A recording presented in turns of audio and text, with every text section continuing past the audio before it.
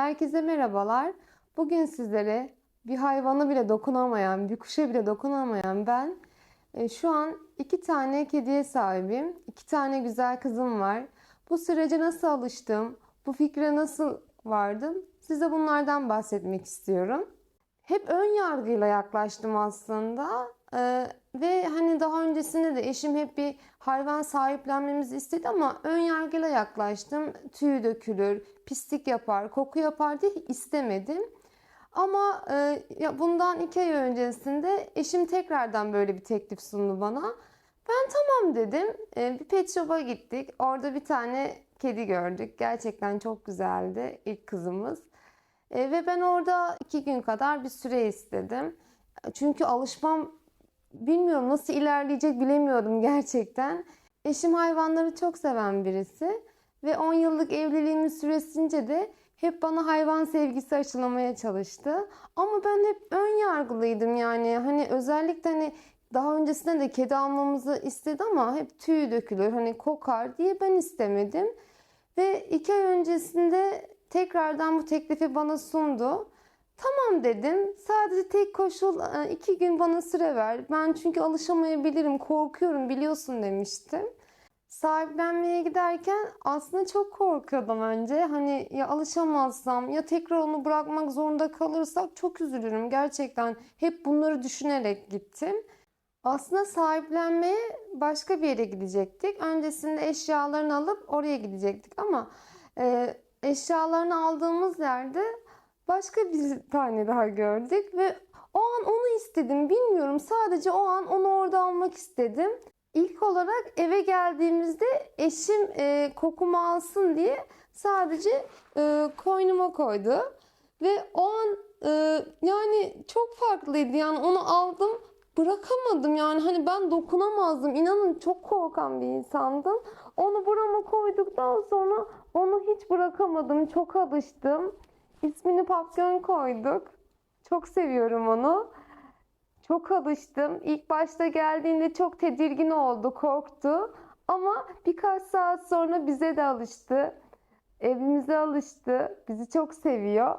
Arkasından bir tane daha sahiplenmemizi istedi çabuk alışması açısından. Ama ben istemedim yani. Hani alışamazlar. Birbirlerine zarar vermelerinden çok korktum.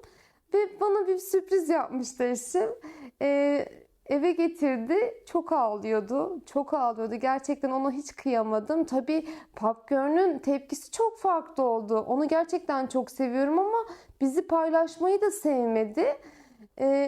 O yüzden yeni kızımıza biraz kötü davranmaya başladı. Ama sonra çok alıştılar birbirlerine. Çok iyi anlaştılar. Aralarında yaklaşık 2 ay fark var ama çok iyi anlaşıyorlar. Birlikte yiyip, birlikte oyun oynuyorlar, birlikte uyuyorlar. Zaten başucumda yatıyor onlar. Onun adını da Şaşkın koyduk. Çok ağlıyordu geldiğinde ve etrafa çok şaşkın şaşkın bakıyordu. Çok şaşırmıştı. Ailesinden ayrıldığı için çok üzgündü, çok ağladı. Ama şu an çok alıştı, bize de alıştı. Şaşkın Popcorn'e de alıştı. Çok iyi anlaşıyorlar. Bizi çok seviyor ikisi de. Evde hayvan bakmak zor mu? Kesinlikle zor değil. Onlar sizin zaten hayvan değil, çocuğunuz gibi oluyor. Evin bir parçası oluyor. İnanın gerçekten size çok farklı şeyler katıyor. Bunu gerçekten yaşamadan bilemezsiniz. Ben de ön yargılıydım, yine söylüyorum. Ama evde çok farklı oluyorlar. Bir çocuk gibi yani. Sabah kalkıyorum mesela. İlk hemen bir anne çocuğunu doyurur ya. Hemen gidip onlara bakıyorum. Yemişler mi bir şey? Sularını içmişler mi? Hemen onlara bakıyorum. Onlar zaten biz uyanana kadar uyanmıyorlar. Kesinlikle rahatsız etmiyorlar. Öyle sahiplerini kaldırmıyorlar, tırmalamıyorlar. Hiçbir şekilde zarar vermiyorlar ve sizi çok seviyorlar. Gece uyandırmıyorlar.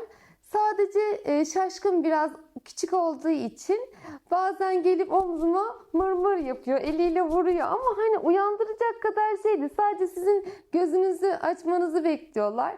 Gözünüzü açtığınızda tabii ki de onlar da uyanıyor. Yani onun dışında uyuyorlar yani. Hatta ben bazen şey yapıyorum. Pazar günleri benim tatilim çalıştığım için.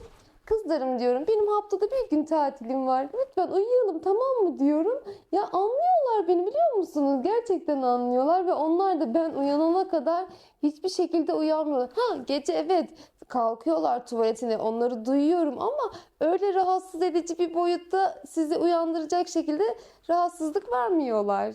Onlar kendilerini çok güzel temizliyorlar.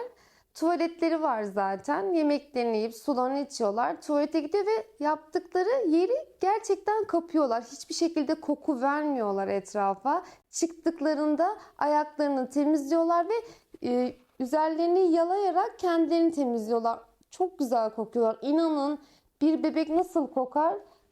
Kızlarım da öyle kokuyor. Hiçbir şekilde koku vermiyorlar.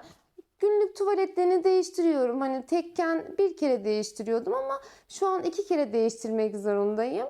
Ama hiçbir şekilde eve koku, pislik gelmiyorlar. Tüy konusuna gelecek olursak tabii ki de tüy dökmüyor diyemem. Elbet tüyleri dökülecek. Artık ona da katlanacağız. Biz de insanız. Bizim de tüylerimiz dökülüyor. Onların da doğal olarak tüyleri dökülecek. Katlanacağız. Aşı konusuna gelecek olursak şu an küçük oldukları için 2 haftada bir aşıları var ama 4-5 aydan sonra bir daha bu aşıları olmayacak. Gerçekten bunu içtenlikle söylüyorum. Keşke daha önce sahiplenseydim.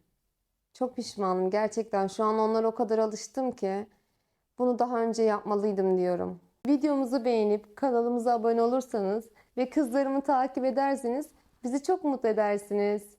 Bir dahaki videoda görüşmek üzere. Kendinize iyi bakın. Hoşça kalın.